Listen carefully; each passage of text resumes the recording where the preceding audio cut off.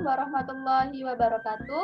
Perkenalkan, kami dari kelompok 5 Indralaya yang beranggotakan saya Widayanti, selanjutnya teman saya Alia Okta Cahyarum, dan saya Nyayu Anissa Gustanti.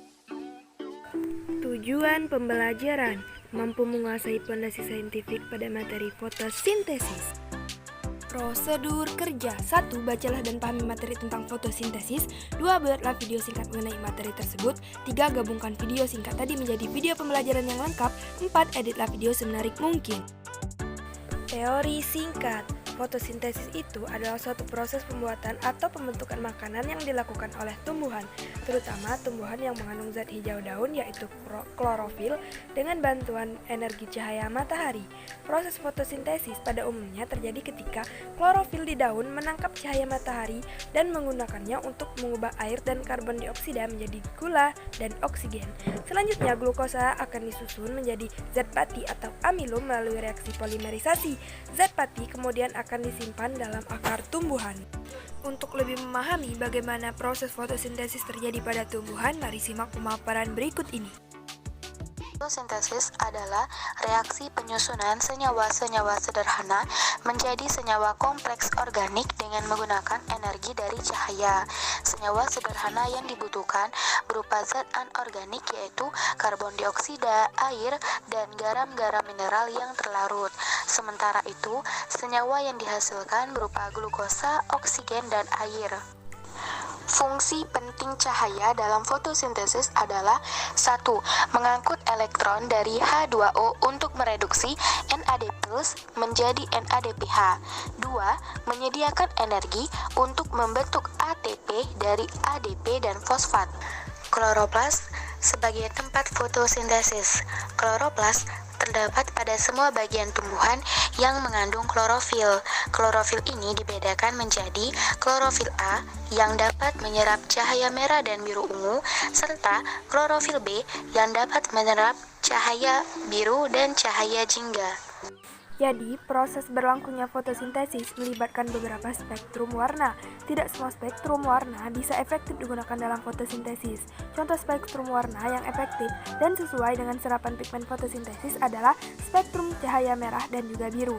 Nah, pigmen fotosintesis dibagi menjadi dua, yaitu klorofil A dan klorofil B. Kedua klorofil tersebut mampu membentuk suatu kelompok yang disebut fotosistem. Fotosistem dibagi lagi menjadi dua, yaitu fotosistem 1 dan 2. Mari kita lihat bagaimana kedua fotosistem bekerja sama dalam menggunakan energi cahaya untuk menghasilkan ATP dan NADPH, kedua produk utama dari reaksi terang.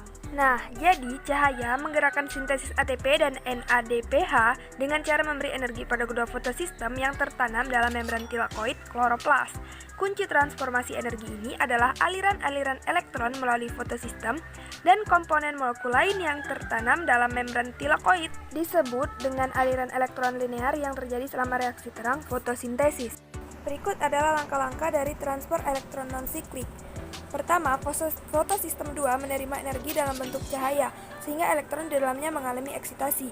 Proses ini dikenal sebagai aktivasi klorofil. Elektron dari fotosistem 2 mampu memecahkan molekul air sehingga dihasilkan ion H+, O2, dan elektron. Proses ini dikenal sebagai fotolisis air. Kemudian selanjutnya elektron dari P680 ditransfer menuju P700 melalui beberapa akseptor. Selanjutnya elektron dari akseptor elektron masuk ke dalam kompleks sitokrom sehingga terbentuk ATP.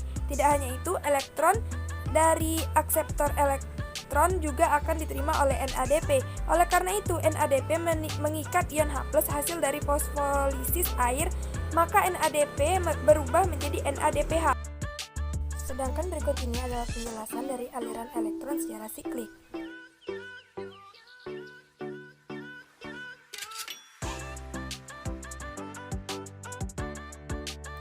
Ini adalah hasil akhir dari reaksi terang. Siklus Calvin adalah reaksi pembentukan glukosa melalui reaksi kimia yang mengubah karbon dioksida dan beberapa komponen menjadi gliseraldehida trifosfat. Prosesnya siklus Calvin tidak membutuhkan cahaya dan tempat terjadinya siklus Calvin tepatnya di stroma. Adapun tahapan siklus Calvin ada 3. Yang pertama, fiksasi karbon, di mana karbon dioksida diikatkan ke RUBP atau ribulosa bifosfat dengan bantuan enzim Rubisco. Proses ini akan menghasilkan 6 molekul karbon yang sifatnya tidak stabil sehingga akan pecah menjadi 6 molekul trifosfogliserat yang memiliki 3 atom karbon. Tahap kedua yaitu reduksi. Untuk mengkonversi trifosfogliserat menjadi gliseraldehida trifosfat diperlukan NADPH2 dan ATP yang diperoleh dari reaksi cahaya. 6 molekul trifosfogliserat yang memiliki 3 atom karbon yang telah terbentuk pada fase 1 masing-masing menerima fosfat dari ATP sejumlah 6 sehingga akan terbentuk 1,3 difosfogliserat yang sebanyak 6 molekul. Tahap terakhir yaitu regenerasi. Dari 6 molekul gliseraldehid trifosfat atau PGAL diambil 5 molekul untuk regenerasi ribulosa 1,5 bifosfat atau RUBP yang dapat membentuk 3 molekul RUBP dengan donor fosfat dari 3 ATP untuk fiksasi karbon dioksida dan 1 molekul. Melalui 3 molekul karbon dioksida yang masuk ke dalam siklus akan dihasilkan 1 molekul gliseraldehida trifosfat.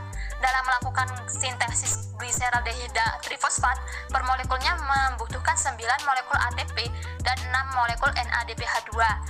Dalam satu kali putaran, siklus Kelvin melepaskan 1 molekul gliseraldehida trifosfat, sehingga diperlukan 2 kali putaran siklus Kelvin atau 2 molekul trifosfat untuk membentuk 1 molekul glukosa. Hasil akhir siklus Kelvin yang diperoleh dari beberapa senyawa yang bereaksi seperti 6 karbon dioksida plus 18 ATP plus 12 hidrogen dan 12 NADPH serta 12 H menjadi glukosa plus 18 PI dan 18 ADP serta 12 NADP plus. Kesimpulan, jadi fotosintesis adalah proses mengubah energi cahaya menjadi energi kimia. Kedua tahap fotosintesis dikenal sebagai reaksi terang dan siklus Kelvin. Reaksi terang dalam membran tilakoid memecah air, kemudian melepaskan O2, menghasilkan ATP dan membentuk NADPH. Sedangkan dari siklus Kelvin dalam terjadi distroma, membentuk gula dari CO2 menggunakan ATP sebagai energi dan NADPH sebagai tenaga pereduksi. Sekian video pembelajaran dari kelompok kami, semoga bermanfaat.